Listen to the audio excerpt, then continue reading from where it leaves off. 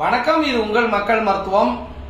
நகை சுத்தி அப்படிம்பாங்கல்ல, நகை சுற்றும்பாங்க, நகை சுத்திம்பாங்க. அப்படியே பாத்தீங்கன்னா விரல் நகத்துல அப்படியே வீங்கிக்கிட்டே போறோம். சில பேருக்கு பழுக்கும், சில பேருக்கு ஒரு மாதிரி வித்தியாசமாலாம் இருக்கும், வலி தாங்காது. அது சில பேருக்கு ஒரு விரல வரும், சில பேருக்கு நிறைய விரல்ல வரும். இந்த மாதிரி நிறைய தொந்தரவுகள் கொடுக்கும்.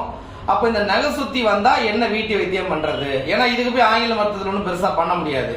அப்ப இதுக்கு என்ன வீட்டு வைத்தியம் பண்றது கேக்குறாங்க. மூணே பொருள் தான், சம அளவு எடுத்துக்கணும். மஞ்சள், சரிங்களா, நம்ம அந்த விரலி மஞ்சள் சொல்லுவோம்ல, அந்த மஞ்சள், அடுத்தது அருகம்புல், அப்புறம் சுண்ணாம்பு. இது மூணும் சம அளவு எடுத்துக்கணும்.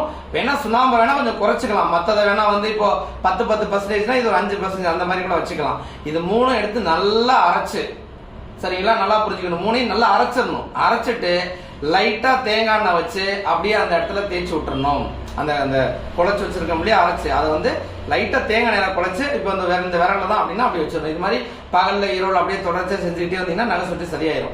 சில பேர் இந்த எலுமிச்சம்பழம்லாம் மாத்துவாங்க, அது மாதிரி கூட செய்யலாம்.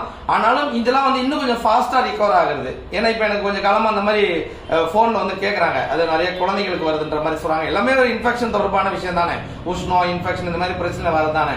அப்ப நம்ம டக்குன்னு ரிகவர் ஆகி வரதுக்கு இந்த மாதிரி வீட்டு வைத்தியங்கள் பண்ணலாம். இதுக்கு போய் நான் ஊசி போட்டேன், மாத்திரை போட்டேன் அப்படின்னா சரியாகிற மாதிரி இருக்கும், ஆனா திரும்ப திரும்ப வந்துகிட்டே இருக்கும். அப்ப இந்த வீட்டு வைத்தியத்தை ட்ரை பண்ணுங்க, நல்ல ரிசல்ட் இருக்கும்.